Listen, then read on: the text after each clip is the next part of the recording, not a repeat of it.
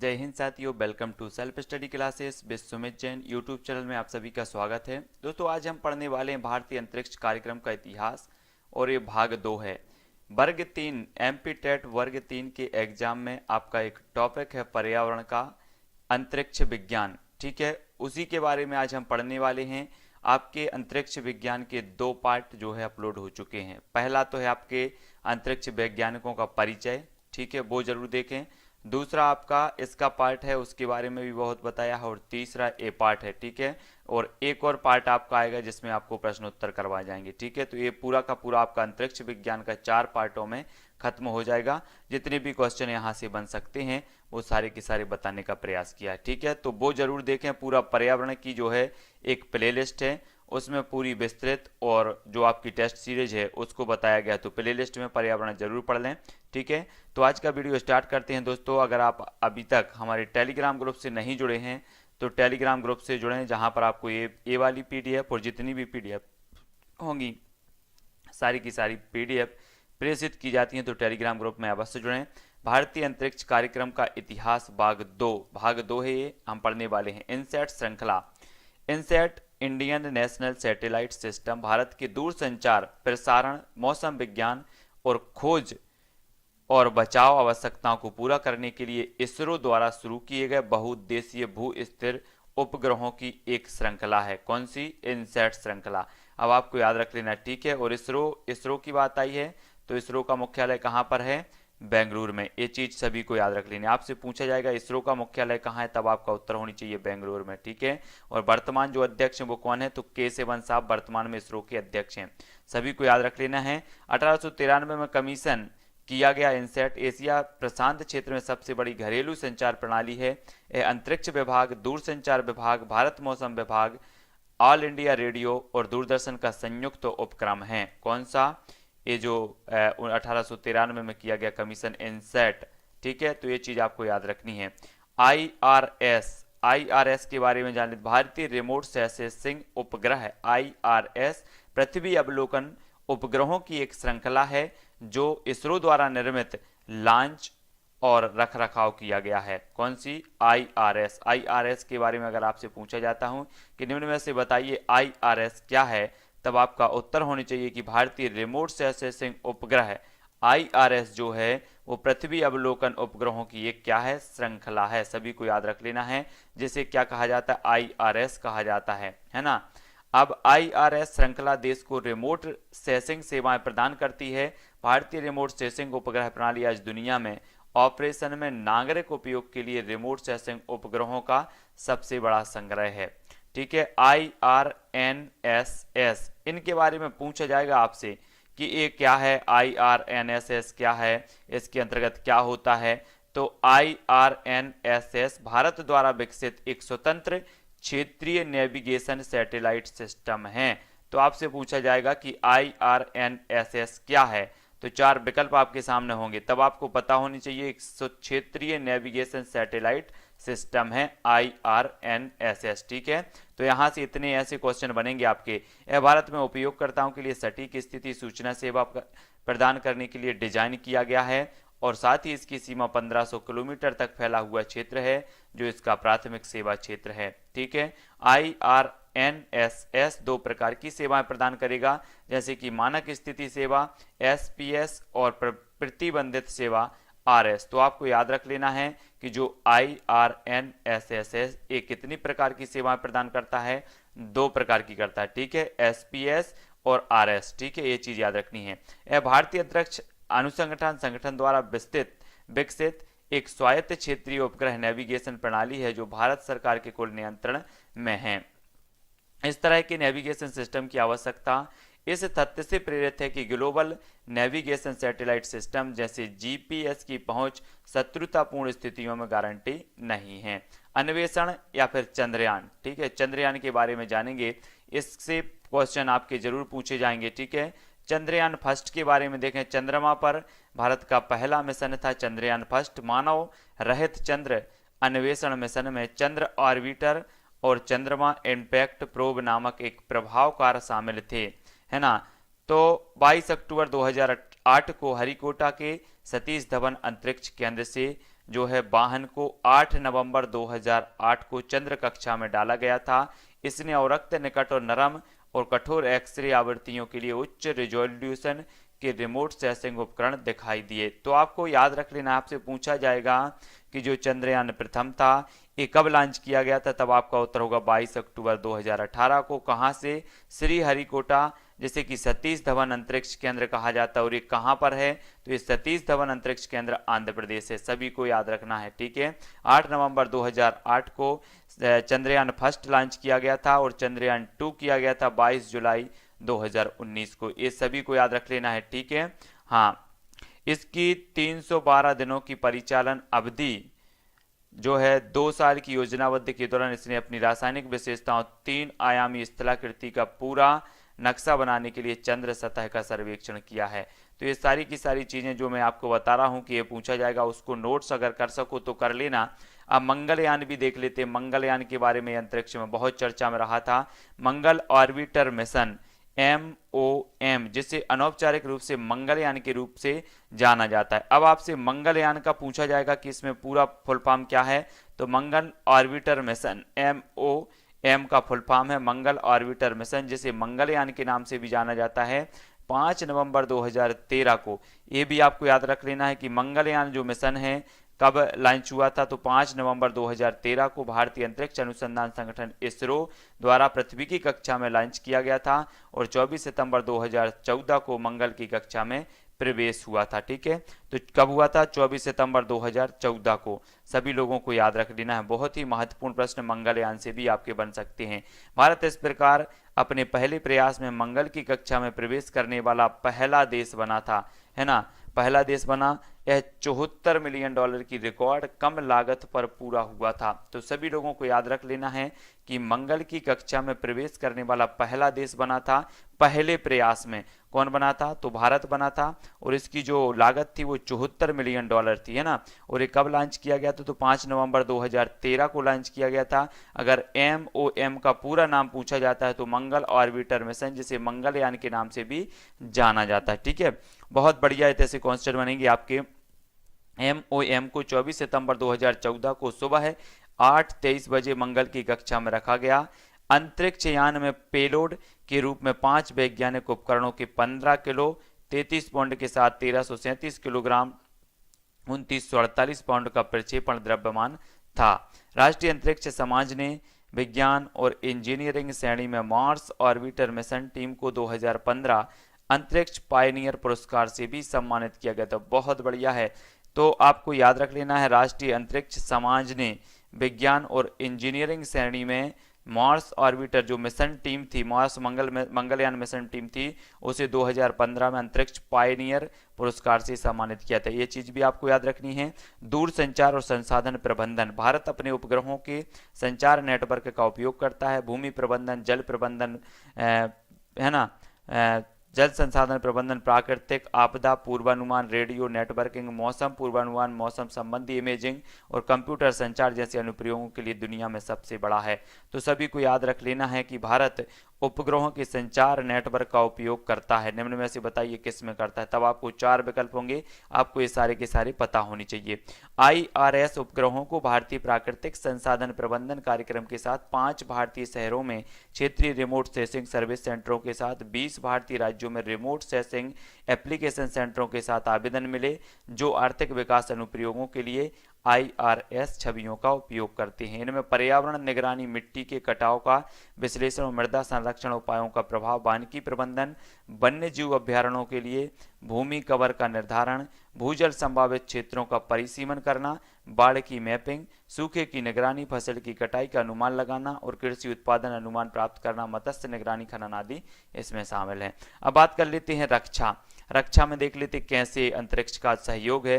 भारतीय रक्षा मंत्रालय के एकीकृत रक्षा सेवा मुख्यालय के तहत एकीकृत अंतरिक्ष सेल की स्थापना सैन्य उद्देश्यों के लिए देश की अंतरिक्ष आधारित संपत्तियों का अधिक प्रभावी ढंग से उपयोग करने और इन परिसंपत्तियों के खतरों को देखने के लिए की गई है। 14 सैटेलाइट्स के साथ, जिसमें GSAT-7A भी शामिल है, विशेष सैन्य उपयोग के लिए और शेष दोहरे उपग्रहों के रूप में भारत में आकाश में सक्रिय चौथे उपग्रहों की संख्या है, जिसमें क्रमशः भारतीय वायुसेना और भारतीय एशिया के विशेष उपयोग के लिए उपग्रह शामिल हैं। GSAT-7 विशेष रूप से भारतीय वायुसेना के लिए एक उन्नत सैन्य संचार उपग्रह भारतीय नौसेना के GSAT-7 के समान है और GSAT-7A नेटवर्क के केंद्रित युद्ध क्षमताओं को बढ़ाएगा। कौन सा? GSAT-7A। और जो GSAT-7 है विशेष रूप से भारतीय वायुसेना के लिए एक उन्नत सैन्य संचार उपग्रह है। तो ये किसके लिए है? एक भारतीय वायुसेना के लिए GSAT-7A। तो ये चीज आपको याद रखनी है, ठीक है। हाँ, अंतरिक्ष केंद्र पढ़ लेते हैं दोस्तों। अब आपके प्रश्न पत्र में अंतरिक्ष केंद्र जरूर पूछे जा सकते हैं आपके परीक्षा में कि कौन सा अंतरिक्ष केंद्र कहाँ पर है, ठीक है। विक्रम साराभाई अंतरिक्ष केंद्र BSSC त्रिवेंद्रपुरम में है ना, याद रखते जाना है। तरल प्रणोद प्रणाली केंद्र LPSC ये त्रिवेंद्रपुरम में है। सतीश धवन अंतरिक्ष केंद्र है ना, जिसे हरिकोटा जाना जाता है, हरिकोटा में है, आंध्र प्रदेश, ठीक है। इसरो प्रणोदन परिसर ये महेंद्रगिरी में है, ठीक है। ये कहाँ पर है? महेंद्रगिरी। इसरो सैटेलाइट सेंटर ये बेंगलोर में है। इसरो तो सभी को पता है कि इसरो का मुख्यालय बेंगलोर में है ना। अंतरिक्ष अनुप्रयोग केंद्र ये अहमदाबाद में अंतरिक्ष अनुप्रयोग केंद्र, इनको याद रख लेना। अगर एक भी अगर आपका आएगा तो आपका एक नंबर बन जाएगा यहाँ से। नेशनल रिमोट सेंसिंग सेंटर ये हैदराबाद में है। इसरो इनर्शियल सिस्टम यूनिट ये तिरुवनंतपुरम में है। विकास और शैक्षिक संचार इकाई ये अहमदाबाद, ठीक है। मास्टर कंट्रोल फैसिलिटी हॉसन कर्नाटक में है। ISRO telemetry tracking and command network कहाँ पर है? तो ये कहाँ पर है? बेंगलोर में। इलेक्ट्रो ऑप्टिक्स सिस्टम बेंगलोर के लिए प्रयोगशाला है ये। Indian institute of remote sensing ये कहाँ पर है? देहरादून में।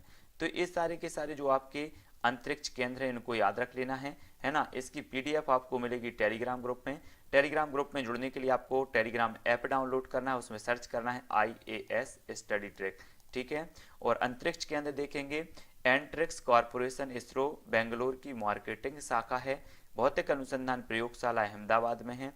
राष्ट्रीय वायुमंडलीय अनुसंधान प्रयोगशाला गंडकी आंध्र प्रदेश में है। उत्तर पूर्वी अंतरिक्ष अनुप्रयोग केंद्र ये उमियम में है।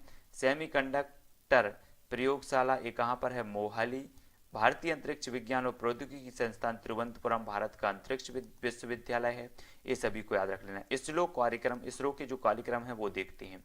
भारतीय अंतरिक्ष कार्यक्रम 1962 में तिरुवनंतपुरम के पास थुम्बा में स्थित Thumba equatorial rocket launching station में शुरू हुआ था। अगर आपसे पूछा जाएगा कि भारतीय अंतरिक्ष कार्यक्रम कहाँ से शुरू हुआ था, तब आपको 1962 में तिरुवनंतपुरम के पास थुम्बा में स्थित Thumba equatorial rocket launching station TERLS में शुरू हुआ, ठीक है। सैटेलाइट टेलीकम्युनिकेशन अर्थ स्टेशन 1 जनवरी 1967 को अहमदाबाद में स्थापित किया गया। यहाँ से अगर क्वेश्चन आपका बनेगा कि सैटेलाइट कम्युनिकेशन अर्थ स्टेशन कब स्थापित किया गया, तब आपका उत्तर होगा 1 जनवरी 1967 में। और कहाँ पर स्थापित किया, तब आपका उत्तर होगा अहमदाबाद में, ठीक है। भारत का पहला स्वदेशी लगने वाला रॉकेट RH-75 20 नवंबर 1967 को लॉन्च किया गया। यहाँ से भी आपका क्वेश्चन बनेगा कि भारत का पहला स्वदेशी लगने वाला जो रॉकेट है वो कौन सा है? RH-75 है। ये कब लॉन्च किया गया? 20 नवंबर 1967। तो यहाँ से जितने भी फैक्ट मैं बता रहा हूँ वो आप नोट्स जरूर कर लेना, यहाँ से क्वेश्चन आपके बन सकते हैं। आर्यभट्ट 19 अप्रैल 1975 को पहला भारतीय उपग्रह लॉन्च किया गया था। इसे पूर्व सोवियत संघ से लॉन्च किया गया था। ये सभी को याद रख लेना। आपसे पूछा जाएगा कि पहला भारतीय उपग्रह कौन सा है, तब आपका उत्तर होगा आर्यभट्ट। और ये किसके सहयोग से लॉन्च किया गया था? ये सोवियत संघ से लॉन्च किया गया था। ये चीजें भी याद रखना है, ठीक है। 1975-76 के दौरान इसरो ने नासा के साथ मिलकर टीवी प्रसारण के लिए अंतरिक्ष संचार प्रणाली के उपयोग के साधन विकसित किए। यह प्रोजेक्ट सैटेलाइट इंस्ट्रक्शन टेलीविजन प्रयोग के परिणाम स्वरूप हुआ। कार्यक्रम SITE दुनिया में सबसे बड़े समाजशास्त्री प्रयोग के रूप में प्रतिष्ठित। लगभग 2 लाख लोगों को लाभान्वित किया गया, जिसमें 6 राज्यों के 2400 गांवों को शामिल किया गया। और अमेरिकी प्रौद्योगिकी उपग्रह ATS-6 का उपयोग करके विकासोन्मुख कार्यक्रमों को प्रसारित किया गया। रोहिणी टेक्नोलॉजी पेलोड के साथ SLV-3 का पहला प्रायोगिक प्रक्षेपण बोर्ड पर अगस्त 1979 उपग्रह को कक्षा में नहीं रखा जा सकता था। Satellite launch vehicle 3 SLV-3 Bharat का पहला लॉन्च व्हीकल है। मोस्ट इंपोर्टेंट, अगर आपसे पूछा जाएगा कि भारत का पहला लॉन्च व्हीकल कौन सा है, तो तब आपका उत्तर होगा SLV3 है ना। लॉन्च वाहन जो होता है वो होता है SLV3, सभी को याद रखना है। SLV3 का दूसरा प्रायोगिक प्रक्षेपण है रोहिणी उपग्रह, सफलतापूर्वक कक्षा में रखा गया 18 जुलाई 1980। भारतीय राष्ट्रीय उपग्रह प्रणाली इनसैट 1A को 10 अप्रैल 1982 को लॉन्च किया गया था। यह प्रणाली संचार, प्रसारण और मौसम विज्ञान के लिए थी, है ना। भारतीय राष्ट्रीय उपग्रह प्रणाली जो है कब लॉन्च किया गया था, जो है 10 अप्रैल 1982 को। इनसैट ए 10 अप्रैल 1982 को लॉन्च किया गया था। यह प्रणाली संचार, प्रसारण और मौसम विज्ञान के लिए थी।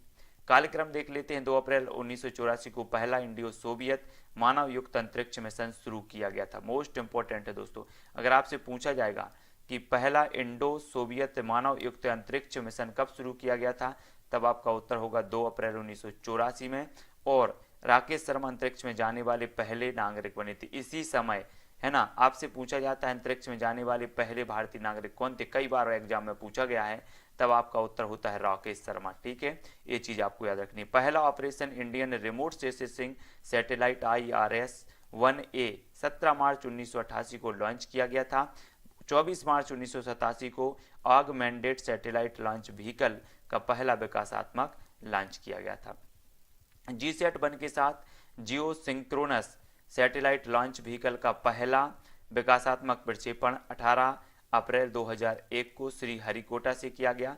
PSLV-C11 ने 22 अक्टूबर 2008 को हरिकोटा से चंद्रयान फर्स्ट को सफलतापूर्वक लॉन्च किया गया था। अगर आपसे पूछा जाएगा कि चंद्रयान फर्स्ट को लॉन्च करने वाला जो वाहन था वो कौन था, तो इसका नाम था PSLV-C11। ठीक है, याद रख लेना, या व्हीकल कौन था। तो कार्यक्रम में देख लेंगे 5 नवंबर 2013 को PSLV-C25 ने सफलतापूर्वक हरिकोटा से Mars orbiter mission Mangalyaan mission अंतरिक्ष यान लॉन्च किया था। मोस्ट इंपॉर्टेंट है, अगर आपसे पूछा जाएगा कि मार्स ऑर्बिटर मिशन या मंगलयान मिशन किस व्हीकल से लॉन्च किया गया था, तो आपका उत्तर होगा PSLV-25 से लॉन्च किया गया था। कब लॉन्च किया गया था, 5 नवंबर 2013 को लॉन्च किया गया था। ये चीजें आपको याद रख लेनी है। ठीक है, 15 फरवरी 2017 को PSLV-C37 बर्कहॉस का 39वां मिशन इसरो का प्रक्षेपण यान, इसरो के कार्टोसैट इसरो 2 श्रृंखला के उपग्रह का वजन 1714 किलोग्राम और 2 इसरो नैनो उपग्रहों जिसका नाम इनसैट INS-1A 8.4 किलोग्राम और INS-1B 9.7 किलोग्राम और 101 नैनो उपग्रह हैं। भारत का नवीनतम जो संचार उपग्रह GSAT-17 को 29 जून 2017 को कोरो फ्रेंच गुआना से एरियन 5 BA-238 में इनसैट GSAT प्रणाली में शामिल किया गया था, है ना। भारतीय का जो नवीनतम GSAT-17 है, GSAT-17 मेट्रोलॉजिकल डेटा रिले के लिए उपयोग किया जाता है या तैयार करता है। PSLV-C42 16 सितंबर 2018 को सतीश धवन अंतरिक्ष केंद्र श्रीहरिकोटा से 2 विदेशी उपग्रहों का सफलतापूर्वक प्रक्षेपण करता है। तो यहाँ से आपके छोटे छोटे क्वेश्चन जो आपसे हमेशा पूछे जाते हैं या अंतरिक्ष विज्ञान से जो क्वेश्चन बन सकते हैं उनके बारे में दोस्तों हमने चर्चा की है। अंतरिक्ष विज्ञान का ये पार्ट हमारा 3 था। पहले पार्ट में हमने अंतरिक्ष वैज्ञानिकों का परिचय पढ़ा, दूसरे पार्ट में हमने अंतरिक्ष कार्यक्रम के बारे में महत्वपूर्ण जानकारी दी, है ना। फिर तीसरे कार्यक्रम में और भी महत्वपूर्ण जो भी मिशन थे, चंद्रयान, मंगलयान, इनके बारे में भी जाना, है ना। जो भी व्हीकल वाहन थे उनके बारे में जाना। तो इनके बारे में हमने सभी जो प्रश्न हैं वो किए हैं। अब एक वीडियो और आपका आएगा दोस्तों जिसमें हम आपको प्रश्न करवाएंगे, फिर आपका अंतरिक्ष विज्ञान वाला टॉपिक क्लियर हो जाएगा। ठीक है, self study classes with Sumit Jain YouTube channel पर ये लाइव कक्षाएं हैं, तो देख लें आप लाइव कक्षाएं। दोपहर 2:30 बजे शिक्षा शास्त्र, शाम को 4 बजे हिंदी साहित्य, शाम को 6:30 बजे पर्यावरण, शाम को 6:15 बजे बाल विकास 7:15 पर, रात्रि 9 बजे फिर हिंदी साहित्य का टेस्ट, फिर रात्रि 11:30 बजे करंट अफेयर्स का टेस्ट। तो ये सारे के सारे जो है लाइव क्लासें चलती हैं और साथ ही आपको संपूर्ण नोट्स निःशुल्क उपलब्ध करवाए जाते हैं टेलीग्राम ग्रुप में। टेलीग्राम ग्रुप से जुड़ने के लिए IAS स्टडी ट्रिक सर्च करना है, ठीक है। सभी लोग टेलीग्राम ग्रुप से अवश्य जुड़ना है दोस्तों। वीडियो को सभी लोगों को लाइक करना है और शेयर करना है। आज की वीडियो के लिए बस इतना ही। जय हिंद।